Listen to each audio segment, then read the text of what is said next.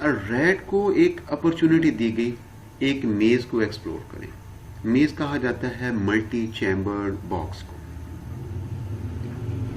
अब उस मेज के अंदर किसी किस्म की कोई रीइंफोर्समेंट नहीं है, ना उसको हंगर है, ना उसको उसके अदर ड्राइव है, उसको छोड़ दिया गया। Suppose this is the starting point, this is the exit point, ये दो पॉइंट है, यहां उसको छोड़ दिया कि इस मेज को एक्सप्लोर करे, जिसका एक्सप्लोरेटरी बिहेवियर है।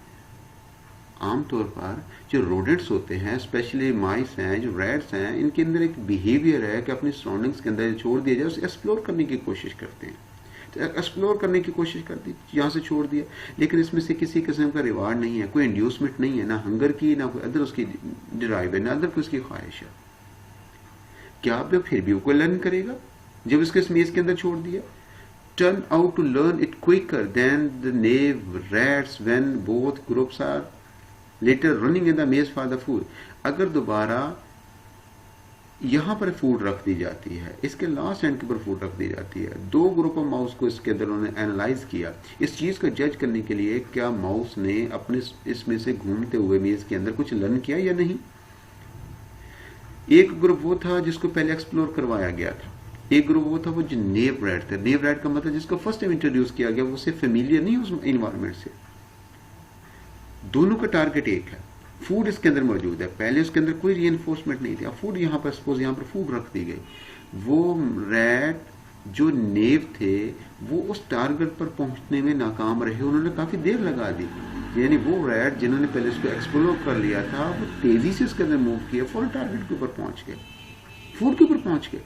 इसका मतलब कि जब उनको पहले विदाउट एनी इंड्यूसमेंट, उसको विदाउट एनी रीइंफोर्समेंट उस मेज के अंदर इंट्रोड्यूस करवाया था, वो कुछ ना कुछ मूवमेंट्स के दौरान लर्न कर रहे थे, जो बज़ाहिर नजर नहीं आता था, बजाय उसको कोई रिवार्ड भी नहीं था, वो लर्न कर रहे थे विदाउट एनी रिवार्ड। इसी चीजों को हम लेटेंट लर्निंग कहते हैं। टॉलमैन एंड हॉर्नज़िक ने अपने एक एक्सपेरिमेंट परफॉर्म किया। उसने एनिमल्स को, एनिमल ट्रेंड अपने एक गोल बॉक्स बना लिया, रैट के ऊपर बेसिकली एक्सपेरिमेंट परफॉर्म किया। Animal trend without food in the goal box for 11 days. उसने 3 ग्रुप्स एनिमल्स के रखे, रैट के रखे। उसने एक ग्रुप वो था जिसको 11 डेज के लिए ट्रेनिंग दी, उस गोल बॉक्स के अंदर, उस मेज के अंदर कुछ भी उसका फूड नहीं था, फूड नहीं रखी गई, कोई इसकी रीइंफोर्समेंट नहीं था, एम्प्टी था बॉक्स, लेकिन ट्रेनिंग दी गई कि उसके अंदर घूमते रहे। दूसरा भी ग्रुप था, इसको भी फिर दूसरा भी ग्रुप था, जिस ग्रुप को भी उन्होंने, उनको भी सेम ट्रेनिंग दी, लेकिन उसके लिए भी कोई रीइंफोर्समेंट नहीं थी, कोई फूड नहीं थी। फिर पहला ग्रुप जिसको 11 डेज के लिए ट्रेनिंग दी थी, अब उसी ग्रुप को 11 डेज के बाद उन्होंने उसके अंदर फूड रख दी। अब उस टारगेट पॉइंट के ऊपर, जो लास्ट पॉइंट था, उस टारगेट पॉइंट के ऊपर पहुंचते हुए उन्होंने कम मिस्टेक की, कम एरर किया। और दूसरे एनिमल्स, दूसरे रैट जो कि 11 डेज तक ट्रेनिंग उसने भी हासिल की थी, लेकिन इस 11 डेज में उसको उसने कंटिन्यू रखा। उसने कहा कि फूड नहीं दी जाती, देखते हैं ये टारगेट पॉइंट पर कब पहुंचते हैं। Target point suppose escaping point है, वो कब पहुंचते हैं, लेकिन उन्होंने टारगेट पॉइंट पर पहुंचते हुए बहुत सारी मिस्टेक की। इन्होंने इस ग्रुप से ज्यादा मिस्टेक की। एक थर्ड ग्रुप था, उस ग्रुप के अंदर उन्होंने क्या किया कि उस थर्ड ग्रुप के अंदर उन्होंने पहले दिन से ही उसी मेज के अंदर फूड को रख दिया, फिर चेक किया। ये जो ग्रुप था किसको एट द डे 1 ही फीड दे दी गई। अब उसको एक्सप्लोरेशन भी किया, उसने फूड भी थी, उसकी रीइंफोर्समेंट भी थी, लेकिन इसने सबसे कम मिस्टेक की अपने टारगेट पर पहुंचते हुए। ये इनका एक एक्सपेरिमेंट था, इसकी एक्सप्लेनेशन आगे भी आती है, हम इसको देखते हैं। ये टॉलमैन्स मेज है। टॉलमैन्स ये ग्रुप 1 जैसे मैं आपको डिस्कस कर चुका हूं ऑलरेडी।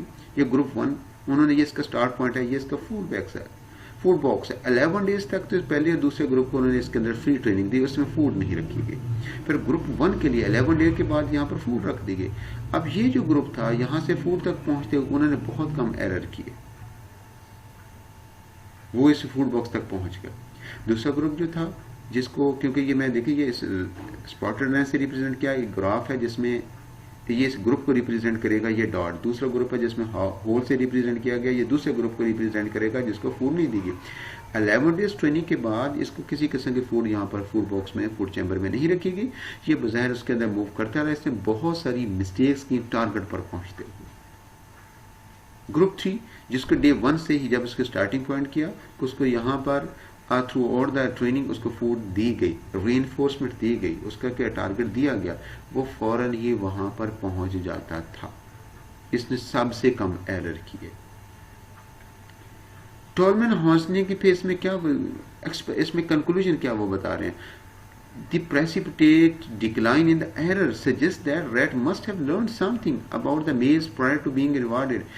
इसके मतलब कि ग्रेजुअली उनके एरर के अंदर डिक्लाइन आना ये इस बात को रिप्रेजेंट करता है कि जब रैट या माउस को उस मेज के अंदर छोड़ा गया without any reward, without stimulus of the reward, उसके अंदर लर्न करते रहे। Tall man Hornzik 1930 revealed that clearly the animal learned something on their initial visit to the maze, even though they received no reward for their effort. जब उसने कहा जब initially उसके अंदर छोड़ दिया जाता मेज के अंदर, उसको किसी किस्म का रिवार्ड नहीं दिया जाता, उसके रिवार्ड किसी किस्म की उसको एफर्ट नहीं करता, रिवार्ड को कोई एफर्ट नहीं मिलती, तो इसका मतलब ये लिया जाएगा इसकी इनिशियल विजिट में कुछ ना कुछ वो लर्न जरूर कर देता है। तो डेफिनेट उसकी ये लर्निंग होती है जो बज़ाहिर नजर नहीं आ रही होती। ये टॉलमैन हॉर्समैन का एक्सपेरिमेंट था जो मैं डाटा लाइन पहले रिप्रेजेंट कर चुका हूँ। एक ये ग्रुप था जिसको ग्राफ के अंदर इस लाइन से रिप्रेजेंट किया दिस वन। इसको 11 डे ट्रेनिंग दी गई, 11 डे ट्रेनिंग के बाद फिर इसको फूड दी गई मेज के अंदर। ये लाइन्स सर्कुलर है, एम्प्टी लाइंस हैं, ये इस ग्राफ में ये रिप्रेजेंट किया गया। इसको भी 11 डे ट्रेनिंग दी गई, लेकिन इस 11 डे ट्रेनिंग के बाद इसको किसी किस्म की फूड नहीं दी गई, इसकी ट्रेनिंग को फर्दर कंटिन्यू रखा गया। ये थर्ड ग्रुप था जिसको इससे रिप्रेजेंट किया गया। इसका मतलब है कि इसको eight the day 1 he train किया गया, एट डे 1 ही उसका रिवार्ड दिया गया। अब इसमें से देखिए ये एवरेज एरर्स है, ये 0 से लेकर एरर ऊपर की तरफ बढ़ते जा रहे हैं। ये उसका डेज है, ये डे 0, 4, 8, 12, 16। अब यहाँ से पहला ग्रुप देखें, जिस ग्रुप जिसको 11 डे तक ट्रेनिंग दी गई, उसके बाद उस मेज के अंदर फूड को रख दिया गया। यहाँ से इसने कहा कि ये नंबर एरर के अंदर डिक्लाइन आया। ये ग्रेजुअली पहले देखें 0 डे के एरर ज्यादा थे, यहाँ पे डे 3 में एरर ज्यादा थे, डे 4 में एरर कम होना स्टार्ट हो गए, डे 5 में 6 में ग्रेजुअली एरर कम होते चले गए to reach the target point. और फाइनली जब डे 11 के बाद उसको छोड़ा गया तो ये बहुत कम इसने एरर किया और फौरन अपने टारगेट पर पहुंच गया। देखिए ग्रेजुअली डिक्लाइन आता जा रहा है। 11 डे तक तो उसको किसी किस्म की इनफोर्समेंट नहीं, डे 11 के बाद इनफोर्समेंट थी। यहाँ से चेक करें, डे 11 के बाद उसमें से बहुत कम एरर करने के बाद अपने टारगेट पर पहुंच गई। इसका मतलब कि उसको जब उसके टारगेट पहले उसको कोई इन्फोर्समेंट नहीं थी, कोई उसको फूड नहीं दी गई, तो उसने कुछ ना कुछ लर्न किया, उसने एक्सप्लोर किया। दूसरा था जिसको किसी किस्म को कोई रिवार्ड नहीं दिया गया, उसको विदाउट एनी रिवार्ड उसके अंदर ही छोड़ा गया। वो ट्रेनिंग को डे 11 तक तो इस ग्रुप के साथ रहा, लेकिन विदाउट फूड उसको उसके अंदर फिर कंटिन्यू रखा गया। देखिए इसके एरर के अंदर में कमी बहुत कम आई। देखिए ये इसके एरर है, ये ग्रेजुअली इसके एरर उतनी ही है, ये इसके एरर के अंदर डिक्लाइन नहीं आया। एरर उतने ही करता गया to reach the target point. इसका मतलब जब उसको रिवार्ड नहीं दिया गया तो उसने लर्न तो किया, लेकिन टारगेट पॉइंट पर पहुंचते वो विदाउट एनी रिवार्ड उसने बहुत देर लगा दी, मल्टीपल एरर उसने किए। तीसरा ग्रुप उसका ये था जिसका डे 1 ही उसको दे दिया गया। यहाँ से देखें इसने एरर मल्टीपल देखें, ये नीचे जाता गया, यहाँ से इसमें मूव करता चला गया। इसमें ग्रेजुअली इसके अंदर इसके एरर के अंदर कमी आती चलेगी।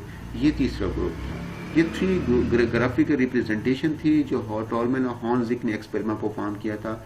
अब इसके कंक्लूजन उसमें से क्या थे। Hind 1970 argued that latent and open-ended learning differ only in the timing of their expression. उसने कहा दोनों के एक्सप्रेशन के अंदर टाइमिंग, लेटेंट और लर्निंग में क्या डिफरेंस था, उसकी टाइमिंग के अंदर थोड़ा सा फर्क था, उसकी टाइमिंग एक्सप्रेशन में डिफरेंस है। Both involve memorizing aspect of the situation. In open learning was memory translated into the action straight away. उसमें जनरल क्यों स्टेट में मेमोरी का मतलब क्या कि जिसने को मेमोराइज किया, जैसे वो उसमें से लीवर को जाके पुश करता था तो इसका इंडिकेट हो जाता, तो उसके जिसके मेमोरी है वो ट्रांसलेट हो गया, उसने अपने से परफॉर्म कर दिया। लेटेंट में ऐसा नहीं होता, लेटेंट में थोड़ा सा और वे में उसको देखा जाता है। लेटेंट के अंदर अगर देखा जाए, operant condition ability to modify the animal behaviour using reward और punishment. Latent learning is modified an animal's behavior by giving them to create a mental map before the stimulus introduced. ये दोनों के अंदर के लिए डिफरेंसेस हैं। इससे difference